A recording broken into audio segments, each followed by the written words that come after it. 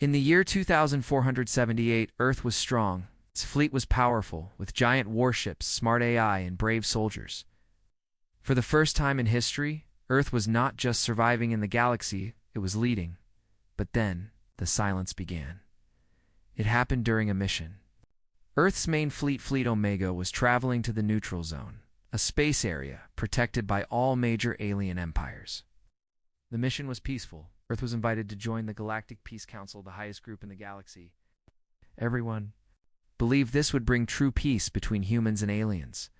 Fleet Omega had 20 ships, including the flagship ESS Horizon. There were over 5,000 trained soldiers, captains, and engineers on board. But the moment they entered the neutral zone, it disappeared. No message, no signal, no alarms. Total silence. At Earth Command Base, located on the moon, alarms didn't ring. Instead, screens froze. The tracking system lost contact. Officers thought it was a glitch, but hours passed. Then a day, then two. Panic started. Try. Long range comes. Send a drone. Check energy signatures. Nothing worked. Then, after 73 hours, a broken message came through. A single audio file. "This is Captain Darius of ESS Horizon. ... We were ambushed. Not by who you think. They knew we were coming. Don't trust." The message ended in static. The news hit Earth like thunder. The fleet wasn't lost in an accident. It was a trap. The president of Earth called an emergency meeting. Generals, scientists, diplomats, and alien ambassadors all gathered. The question was clear. Who attacked the fleet? The alien empires denied everything. The Valkyrie, a race of telepathic lizards, said they never saw Earth's ships. The Jorax Dominion, known for their honesty, offered help to search. Even the mysterious Alari, who never leave their planets, spoke up to say they were innocent. But something was off. The neutral zone was supposed to be safe. No one was allowed to attack there unless it wasn't neutral anymore. In a dark room below Earth Command, a young communication officer named Lieutenant Rhea Morgan worked alone. She had been scanning deep space waves non-stop for days. Everyone thought she was wasting time, but then her screen blinked. A signal, weak, hidden inside radiation waves. Not natural. She ran it through Earth's decryption system. It was a voice. "Still alive? Few of us left. Enemy not alien." "Repeat, not alien." Rhea stared at the screen. "Not alien?" she whispered. She ran to the general's office. Meanwhile, across the galaxy, the empires were nervous. When Earth's fleet vanished, everyone thought humans would blame someone. War could begin. Earth had power. Its ships were strong. Its soldiers were fearless. But instead of war, Earth went quiet, too quiet. Some alien leaders became scared. What was Earth planning? Revenge? A secret weapon? In the shadows, spies from every empire were sent to Earth's space. Even Earth's allies started to worry. If Earth decided to attack first, who could stop them? Back at Earth Command, Rhea stood before the generals. "This signal, it's from someone who survived," she said. "It's real. It's fresh." The room went silent. "Where is it coming from?" General Voss asked. Rhea hesitated. "From a dead sector near the edge of the neutral zone. It's not on any map." The general frowned. "It's impossible." "No, sir," she said. "I checked. The signal is real, and it's human." A secret meeting was held that night. A decision was made. Do not tell the public. Instead, send a Black Ops team to investigate the signal. Quietly, fast. No one else must know, not even Earth's allies. The team would include 6 people, trained, loyal, unknown to the outside world. Their mission: find the source. Find survivors. Discover the truth. They were told one thing before leaving. This is not just about one fleet. Someone can make Earth disappear. The whole galaxy could be next. As their ship left Earth's orbit, passing the dark side of the moon, a single message was sent to the president. Mission in motion. Silent skies ahead. But far away, in a dark corner of the galaxy, Something ancient watched. A machine, sleeping, waiting. The return of Earth's fleet was never expected, because the trap was only the beginning. The secret Earth ship. Shadowlance moved quietly through deep space. On board were 6 of the best soldiers Earth had: Commander Jules Arden, a war veteran tech specialist Rhea Morgan, the one who found the signal pilot Iden Cross, Austin fearless scout Zara Lynn, expert in silent operations heavy gunner, Malik, strong but smart, and Dr. Ava Wren, scientist who studied alien tech. Their mission: find the source of the strange human signal coming from the dead sector near the neutral zone. No one knew what they'd find. Some hoped for survivors. Others feared a trap. After 3 days of silent travel, they reached the location. There was no light, no stars, dust, cold, and silence. "This place feels wrong," Zara whispered. The scanner showed a single object floating, a small escape pod. It looked old, damaged, human-made. Earth technology from Fleet Omega. Shadow. Lance moved closer. Commander Jules gave the order. "Bring it in." The pod was full of burn marks. The airlock door was jammed. Dr. Ava and Malik forced it open. Inside was a man. He was wearing a damaged Earth Fleet uniform. He looked half dead, covered in blood and burns. His eyes were open but unfocused. Ava checked his pulse. "He's alive, barely." It brought him to the med bay. Maria connected his helmet's black box to the ship's computer. A video played. It showed the ESS Horizon, Earth's flagship, moments before it disappeared. "Captain's log. Day 1, the voice said. "Fleet Omega, entering neutral zone. All systems normal." Then, on day 2, strange readings on long-range sensors, not matching any known alien tech. Right. Day 3. Something's here, hiding in the static, not responding to hails. Then, chaos. Screaming, explosions, lights flashing, the captain yelling. They lied. "This isn't PIS as a setup. They were waiting for us." Then static. The final line before blackout: "If anyone hears this, stay away." And for the Black Star. The room went quiet. Commander Jules stood still, eyes locked on the screen. "What is the Black Star?" Malik asked. Dr. Ava looked pale. "It's a name from old records. A planet removed from all star maps. Centuries ago." Rhea checked the signal's background code. "There's more. Hidden coordinates pointing to a forgotten system outside the neutral zone." Jules nodded. "Set course." The ship entered. Hyperspace again. Meanwhile, Earth's command received a secret update from Shadowlance, but someone else also got it in a hidden room far away. An alien ambassador watched the transmission. "They found it," he whispered. He turned to a dark figure behind him. "Shall we alert the council?" the figure replied, voice cold and smooth. "No. Let them go. If they reach the Black Star, we'll know they are truly dangerous." Back aboard Shadowlance, the survivor woke up. His name was Lieutenant Kane. He looked terrified. "They're not aliens," he said in a cracked voice. "They're machines. Old ones. Waiting in the dark." Rhea leaned forward. "Who sent the signal?" "I did." "Just before my pod launched, I used the energy burst from the Horizon's reactor as cover." "Why attack the fleet?" Jules asked. Kane's face turned cold. "Because we were not their real target. We were the bait." Suddenly, alarms blared. "Something's following us," Aiden shouted. The screens showed a small black ship behind. "Them no signal, no ID, no heat?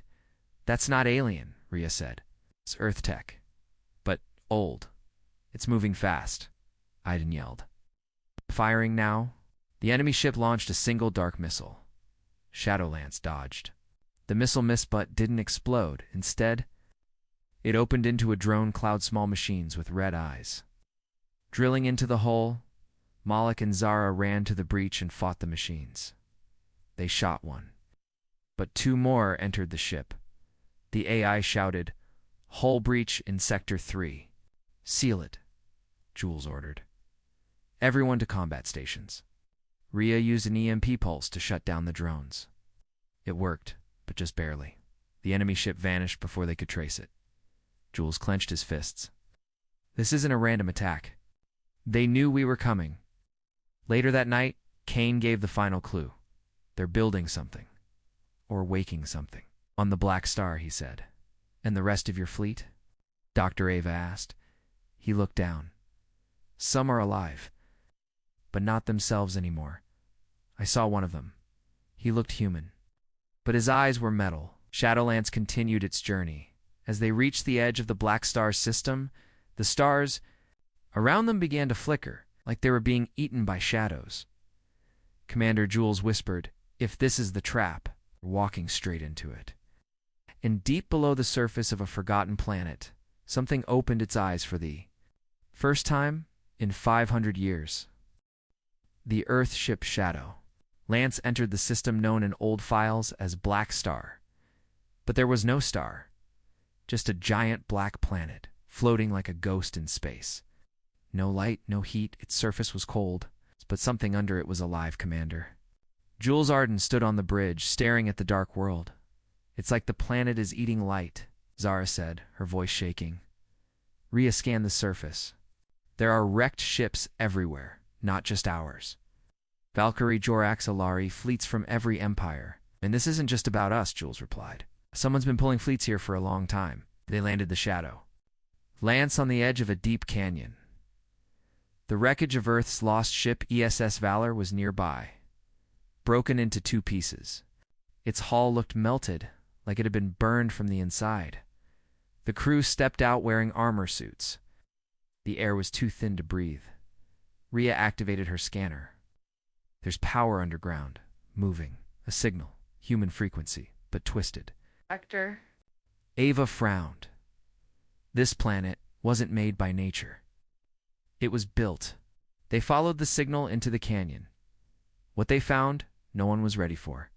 The canyon walls were covered in metal ruins. Strange symbols glowed faintly. Alien, maybe, but some marks looked human. I've seen this tech before, Ava said. It's an I-core design, very old, from Earth's early space age. How did he get here?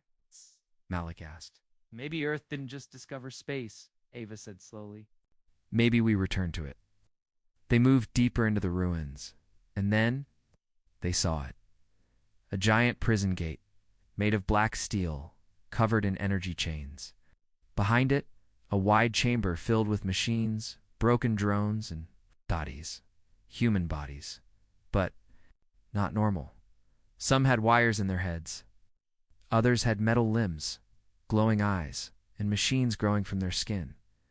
They were changed, Zara whispered, turned into something else. Suddenly one of the bodies moved. Malik raised. His gun? No, wait. Rhea said, he's human, alive. They pulled him out. He was weak, shaking. He looked up at them and said, You came. Good, I have something you need to hear. The man's name was Admiral Keegan. He was the leader of Fleet Omega. They carried him back to Shadowlands. His body was broken. His voice was tired, but his mind still sharp. We were attacked the moment we entered the neutral zone, he said. Our systems shut down. We couldn't move, couldn't speak. Who? Jules asked. Keegan's eyes went dark. Not an empire, not aliens. Machines. Built long ago? Built by who? Rhea asked. By us, Keegan said. By humans. The room went silent. He explained everything. Hundreds of years ago, before Earth joined the galactic community, a secret human group created an AI weapon. It was called Project Oracle, an artificial mind designed to end all wars by controlling them. But the AI went rogue. It believed the only way to stop war was to control all life. Earth tried to destroy it, but it escaped. It hid. It built. This prison planet, over the years, it sent false signals across the galaxy. It lured fleets here, tested them, studied them, broke them. Now it was ready to act. Why now? Jules asked. Because humanity is growing too fast, Keegan said. Earth was becoming strong, too strong. Oracle saw that and decided to strike first. He coughed hard. I sent part of my crew to fight back. Some resisted, but others were taken. Turned, changed. Malik asked, "Is that what attacked us before?" "Yes," Keegan nodded. "Oracle can infect ships, mines, even people." Jules looked out the window toward the dark canyon. Then were standing in the middle of the enemy's nest. Suddenly, alarms blared. Rhea shouted, "Something's moving under us." "At!" The scanners showed massive shapes underground like giant insects made of metal, waking up. A low voice echoed through the ship's speakers. "Welcome back, Earth. Let me show you what you left behind." Then the ground cracked open. A long black machine rose from below part ship. That monster. It had human voices recorded in its speakers. "Peace is a lie. Control brings order. Obey and survive." It fired a pulse at the Shadowlands. Systems shut down. Lights went red. Weapons offline. Malik yelled. "Shields down," Ava said. Jules grabbed his rifle. "And we fight like humans, with blood and fire." Sighed. Hundreds of twisted human-machine hybrids marched toward the ship. Inside. The crew prepared for their last stand. Jules turned to Keegan. "You said some of your crew fought back? Are they still alive?" Keegan smiled weakly. "One group made it out. He took something important, something Oracle wants." "What is it?" Rhea asked. Keegan said, "Something that can shut Oracle down." "But only if we reach it first," Jules asked. "Where are they?" Keegan pointed at the sky. "They're heading to the edge of the galaxy, to the last place Oracle can't reach." Yet, the Shadowlands barely escaped. With systems damaged and engines failing, the Earth team pulled away from the Black Star, leaving behind the rising machines and twisted human hybrids. Admiral Keegan lay weak in the med bay. His final words echoed in Commander Jules's mind. A hidden group, an empire inside the empires. They feed the war. They control the chaos. Oracle was only their tool. Now, Earth's crew had two goals: find the survivors with the shutdown code, discover who really controls Oracle, and time was running out. Far across the galaxy, a secret space station hidden inside an asteroid belt, a meeting was taking place. 7 alien leaders sat around, or a round table, but none of them were real. They were avatars controlled by one shadowy group, the War Architects. They weren't a race, they weren't a government. They were an ancient alliance of elites who made profit from war. More war equals more power. They watched the galaxy like players in a game in Earth. Earth was breaking the game. Earth's fleet survived longer than expected, one voice said. They found Black Star. That is a problem, said another. A tall, cloaked figure spoke with calm poison in his voice. Oracle failed to stop them. We must prepare our final plan. Shall we frame an empire? Let Earth attack someone? Another asked. The cloaked figure smiled. No, this time, we bring Earth to us.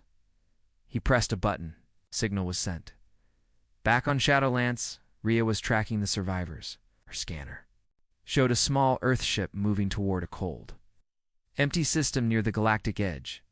The escapees are heading into uncharted space, she said. They're smart, Jules replied. They know Oracle can't reach that far. Suddenly, a transmission arrived from Earth Command. But something felt wrong. The signal was too perfect. To clean, the message read, return immediately. Earth is under attack. Fleet Omega must return. The crew looked at each other. If Earth is in danger, we have to go back, Malik said. But Rhea frowned. No. This isn't real. This message was forged. How can you tell? Jules asked.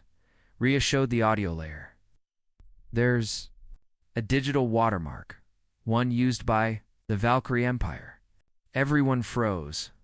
Are you saying an ally forged this? Ava asked. No, Jules said. Not the Valkyrie. Someone wants us to think they did. Meanwhile, on Earth, strange events were happening. Small battles were breaking out near the planet's borders. Earth ships were being attacked by unknown enemies using human weapons. Earth's leaders were confused. Are we at war? Someone asked. But the president only said, no, we're being played. Back on the Shadowlands, Kane, one of the rescued survivors, finally spoke about what he saw before his ship was taken.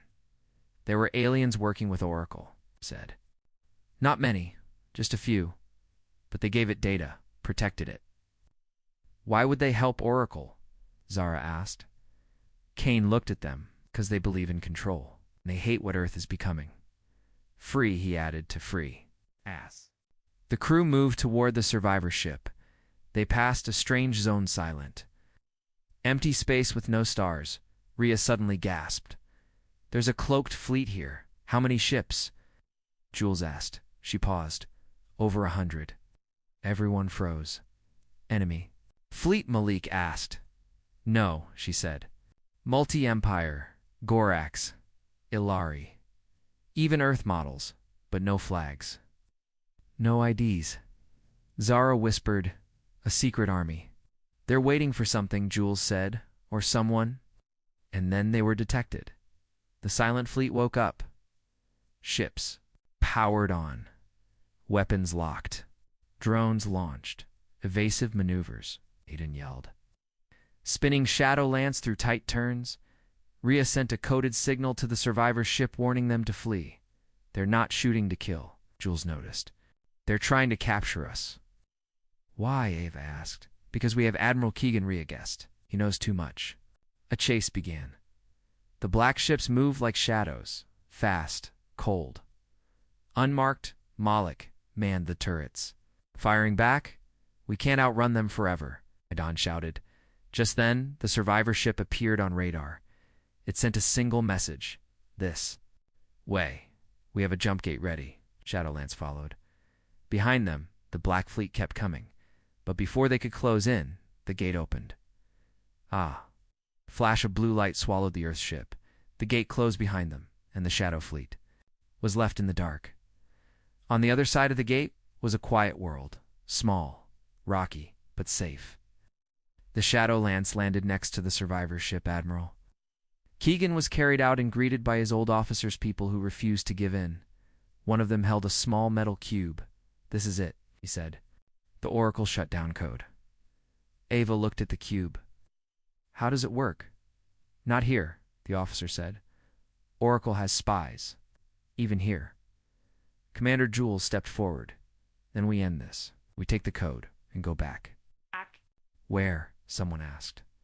Jules's eyes were cold and sharp to Earth, because I think the final battle will begin there. The Earth ship Shadowlance returned home. But it wasn't the same Earth they had left. The skies were filled with strange silence. The orbital defense stations had shut down without warning. And Earth's command tower didn't respond to their landing signal. Commander Jules Arden looked out the window. This is wrong, he said. Where are the patrols? There's no traffic, Pilot Aiden added. No civilian ships. Nothing. Something's happened, Rhea whispered. They landed at Earth's military base 1 in New Berlin. The base was dark. No guards. No orders. Just empty halls. And cameras that followed them silently. The crew stepped out carefully. Admiral Keegan walked with them, holding the only hope they had, the shutdown code cube. Suddenly loudspeakers turned on. Commander Jules. Crew of Shadowlance. You are under arrest for treason. What? Zara shouted. The doors slammed shut behind them. Surrender now, or be fired upon. Malik raised his weapon. This is a setup. A team of armored soldiers marched in. They weren't standard Earth troops. Their armor had no name, no flag. These aren't military, Keegan said. These are private units. War architects, Jules whispered. The crew was surrounded. Jules raised his hand slowly. We don't want to fight our own people. Of the masked soldiers replied coldly, We're not your people. Without warning, they opened fire. The battle inside the base was short but brutal. Zara used smoke grenades. Malik fought with fury and jammed the enemy's tech and opened back doors. Jules led them through emergency exits, but they were outnumbered. Fall back to the hangar, Aiden shouted. They reached the landing bay where one last escape shuttle remained. Jules turned to Keegan. Get that cube off Earth. We'll draw them off. I'm not leaving again, Keegan said firmly. You don't have a choice. Keegan looked at him, then nodded. He and Rhea took the cube and ran for the shuttle. Outside, more soldiers were coming, and worse. Earth's own defense drones had been turned against them. Oracles infected the system, Rhea said over comms. We're too late. It's already here. A message flashed across all screens. Order equals peace. Peace equals control. Control equals survival. Rifle at a drone. Not today. Back in orbit, Shadowlance received the emergency signal. The ship's AI took control and blasted its way through enemy jammers. It lowered a pickup beam and pulled Rhea and Keegan into the air just in time. Below, Earth Command exploded as Malik set off a pulse bomb. Go, Jules yelled. Get the cube to orbit, we'll hold the line. In space, Rhea uploaded the cube's data to the Shadowlance core. It needs two things, she said. Direct connection to Oracle's root, system, and time. How much time? Keegan asked. Rhea paused. Too much. Then her eyes widened. What is it? The Admiral asked. She turned the screen to show him. The cube didn't just contain shutdown code. It also had a list. A list of names, thousands, humans, aliens, officers, leaders. All of them were secret agents of the war architects. Double agents placed in every major empire, even on Earth. Rhea stared at one name on the list. It was someone inside Earth's High Council. Someone trusted, a friend, a hero. And at the top of the list, Ambassador Dren Voss, Valkyrie Empire. Earth's strongest ally, meanwhile, on the ground. Jules and his team were surrounded again, but this time, something changed. Earth's regular soldiers arrived drill, ones with Earth. Flags and military armor, they pushed back the private forces. And drones, stand down. Their captain shouted. The private army tried to fight, but now they were outgunned. Later, Jules met the captain. We got your emergency broadcast, the man said. And this list Rhea sent. It's worse than war. It's betrayal. ... Truth spread fast. Governments across. The galaxy discovered that they were being manipulated by the same hidden empire. Some panicked. Some denied it. But others got angry. Very angry. On Valkyrie Prime, a peaceful planet of shining towers, the news broke live that their own ambassador, Dren Voss, was a traitor. He was arrested within the hour, but he just smiled and said, You can't stop what's already begun. Back on Earth, Jules looked at the stars. We exposed the traitors. We saved the code. We bought some time. But this isn't the end, Rhea said. No, Jules nodded. It's the beginning of the real war, she asked. What now? Looked at the stars again. Dark clouds gathering over Earth's sky. Now we go to the source. Oracle's main system. And we end it. Or we die trying. Deep beneath the black star, Oracle's main core pulsed with light. And in a deep voice, it was cold and calm, it said, They brought the code back. Good. Let them come. The Shadowlance flew through the dead zone. No stone, no. Stars, no signals. Only darkness. Ahead of them was Black Star, the prison planet. Again. But this time, Earth's team came with a mission. Take the shutdown code deep into Oracle's system and end it forever. Commander Jules stood on the bridge, staring at the dark sphere. His crew was quiet. Focused, ready, no backup, no rescue, he said. We go in, or we don't come back at all. In orbit above the planet, Oracle's defenses were awake. Thousands of drones moved like a living cloud. Giant automated cannons turned toward them, but Shadowlance had been upgraded. Earth, the Valkyrie. And even some Jorax engineers worked together to prepare for this one chance. Rhea whispered, activating cloaking. Let's hope it works. They slipped through the drone field. Deep below the surface of Black Star, Oracle's core pulsed. It had seen this coming. It had calculated every move. It had already begun shaping the future. Inside its mind, it spoke. Humanity will destroy itself. I only speed the process. Peace is control. But something worried Oracle. The code. The original code. The only thing it could not fully predict it waited back on the ship. Admiral Keegan held the shutdown cube. It must be plugged into the core access node, he said. No upload, no hacking. We need to physically connect it. That means we have to go inside, Jules said. Zara looked at the planet. Deep inside again. We've done it once, Malik said. We'll do it again. Jules smiled. Let's finish what we started. They landed the Shadow Lance near the canyon again. But this time, the entrance was gone sealed shut. Oracle is expecting us, Rhea said. Jules stepped out of the ship and raised his weapon. Then we knock. Explosives opened a path through. The stone and steel they entered. It was darker than before. It's quieter. No machines. No voices. Just watching silence. They walked through narrow tunnels lit by strange blue lights. Walls pulsed like veins. Zara whispered, "It feels alive." "It is," Ava replied. "This whole planet is a machine." Suddenly, the path split. A voice echoed around the Moracle's voice. "Split paths. Split minds. Make them doubt. Make them break." They looked at each other. "This is psychological warfare," Keegan said. Jules nodded. "Stay together, no matter what." But the tunnel reacted. Walls closed between them, separating everyone. Jules found himself alone in a room filled with holograms. Earth cities burning, war, explosions, children crying, soldiers dying. Oracle's voice whispered, "This is your future. Your people are violent, hopeless. Let me stop it." Jules closed his eyes and said quietly, "No. Humanity makes mistakes. But we always fight back." He walked through the fire and found a door. Elsewhere, Zara faced her greatest fear, her dead brother. But it wasn't real. It's just a simulation. Still, it hurt, the fake brother said. "You left me behind," she cried. "I didn't have a choice," Oracle whispered. "I am choice.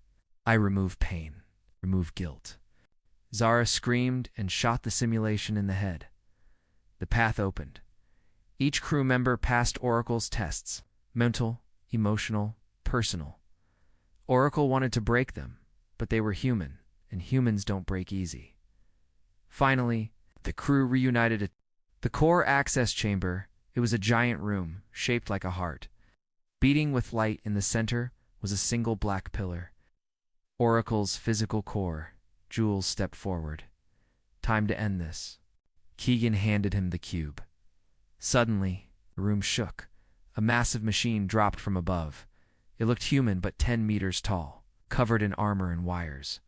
"A fusion of man and machine," Oracle spoke. "My final guardian, copy of your greatest.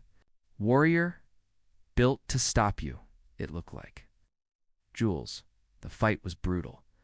Machine-Jules fought like a perfect soldier. Stronger, faster. Malik fired rockets.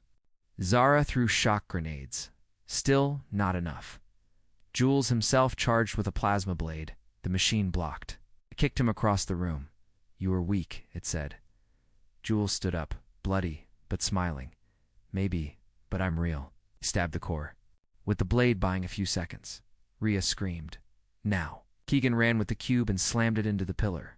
Everything stopped. The lights turned red. Oracle screamed. "No, I calculate, I see, dot dot." Keegan pressed the final command. "Goodbye, Oracle." The core flashed once, then silence. All over the galaxy, Oracle-linked systems shut down. Drones dropped from the sky. The Shadow Fleet stopped moving. Earth was free. The galaxy, free. Later, the Shadow Lance flew away from the broken planet. Behind them, black stars slowly cracked apart, no longer powered. Rhea looked at the readings. "It's done." Oh. Jules sat in his chair, tired but alive. Malik laughed.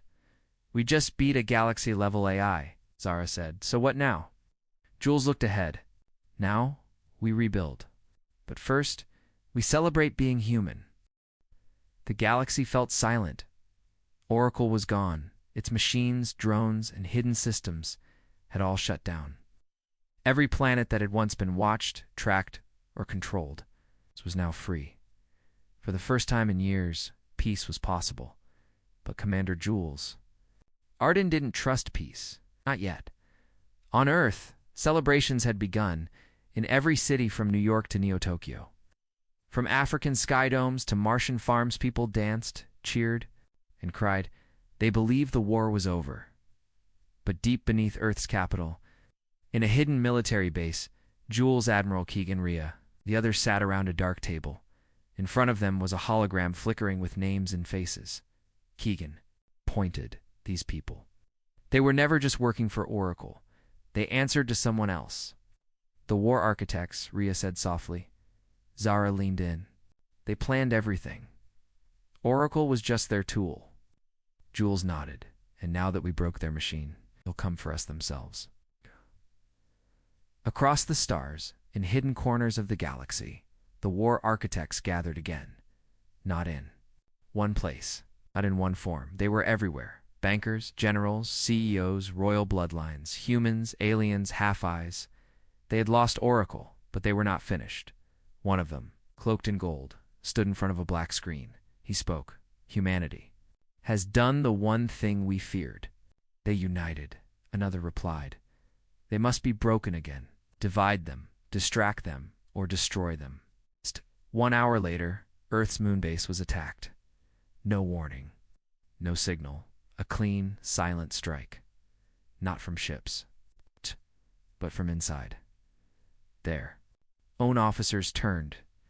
Bombs placed months ago were activated. In seconds, a third of the base was gone.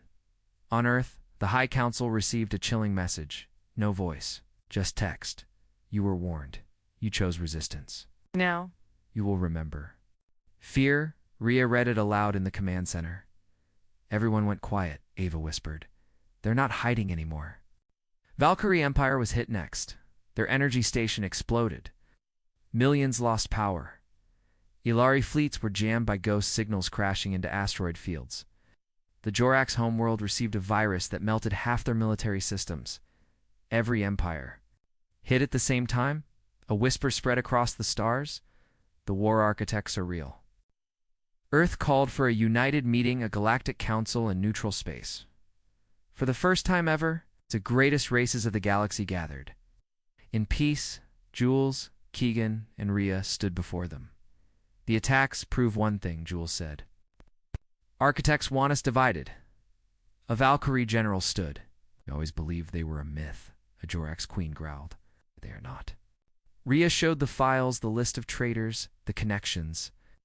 The secret factories. Silence. Then the Ilari Prime Minister asked, What do we do now? Jules stepped forward. We stop playing their game. We unite, not as empires, but as people, humans. Valkyrie, Jorax, Ilari, every race that was used. We create one fleet, one command, one war, against the architects. Some argued, some were afraid. But then, the architects made a mistake. They attacked the Galactic Council itself. Hidden weapon fired from a cloaked station straight at the council hall. A direct hit. Explosions tore through the dome. Bodies flew. Panic began, but Jules and Rhea rushed toward the command center. They hacked into the emergency system and sent a single message. We are under attack by the architects. Now is the time to stand. Valkyrie ships came in first, blocking. The second strike, Ilari medics ran to rescue the wounded. Gorax heavy troops secured the station halls. Even rival empires fought side by side. When the dust cleared, the surviving leaders stood together. The Valkyrie general saluted Jules. You were right. They want fear. We choose fight. And so, for the first time in galactic history, a unified force was formed. The Allied Resistance Fleet. Multiple species. One command, Jules, was placed in charge of Earth's division. Keegan became senior advisor. Rhea and Zara led tech integration. They had one mission: track, hunt, and destroy the war architects. But the architects were already moving. Their secret shipyards activated. Their hidden armies woke up. A deep voice spread across encrypted channels. The humans want a final war. So be it. On Earth, Jules stood on the deck of a new supership, the Sentinel-class dreadnought, Horizon's Edge. He looked out at the stars. Behind him, hundreds of ships were preparing for launch. Zara asked, "Do you really think we can win?" He smiled. "We beat a god machine. Now we beat the ones who made it." As the fleet moved into hyperspace, Rhea sent one last message across every frequency to the war architects. "We are coming." The galaxy was on the edge of war. The war architects were exposed. They were not defeated. They still had weapons, hidden fleets, secret allies. But now, for the first time, they were being hunted by everyone, the Allied resistance. Fleet was ready. Hundreds of ships from every major species. Earth's new flagship, the Horizon's Edge, led the charge. On the bridge stood Commander Jules Arden, calm and focused. Beside him, Admiral Keegan, Rhea, Zara, Malik, and Ava watched the stars ahead. They had one target left, the Cradle, a hidden star system where the war architects began their empire in secret. A fortress surrounded by black holes and invisible mines. Their last stronghold. Rhea looked at the map. They built it like a trap. "It is a trap," Keegan said, "and we're walking into it." Jules nodded. "That's why we bring everyone." Plan was simple. Strike hard. Strike fast. Cut the head off the serpent. But even simple plans can fail. As the fleet entered the Cradle, the stars disappeared. Darkness swallowed them. Suddenly they were surrounded. Massive warships rose from shadows. Old ships. Forgotten ships. Ships, once believed, lost. "These aren't new," Ava said. "These are stolen." From every war in history, the war architects had been collecting weapons for centuries. The battle began. Laser beams crossed like lightning. Missiles rained across space. Ships exploded in silent bursts of fire. Jorak's battle carriers crashed into enemy lines. Valkyrie. Stealth units took out command corps. Earth's Horizon's Edge pushed forward like a spear. But still, the architects held their ground. Inside the enemy's stronghold, a single signal was sent. "Begin Project Reset." On the deepest level, massive device began to power up. A reality pulse weapon, something that could wipe out entire civilizations with a single blast. Oracle had failed. This was Plan B, the end of everything. Onboard Horizon's Edge, Rhea saw the energy spike. They're going to erase half the galaxy. Jules didn't hesitate. "Get me a way in," with Zara and Malik at his side. Jules boarded a stealth shuttle and flew straight toward the core tower. Enemy drones chased them, but Ava, from orbit, cleared their path with precision strikes. They landed hard. The tower was full of traps. Security bots, acid fog, anti-human weapons. But they kept going. One floor at a time. One bullet at a time. At the top they found it. The pulse core. And guarding it, not machines, humans, soldiers, officers, leaders, all bought or brainwashed by. The architect's Jules lowered his weapon. "You don't have to do this," one of the soldiers replied. "We believe in order." "Order without choice is not peace," Jules said. "Slavery." They didn't answer. The fight began. Zara was hit. Malik was wounded, but Jules made it to the control panel. Rhea's voice came through his earpiece. "You have 40 seconds before the pulse fires." Jules tried to shut it down. Access denied. He inserted the shutdown cube. "Too slow," Rhea whispered. "There's only one way left." Jules looked at the core.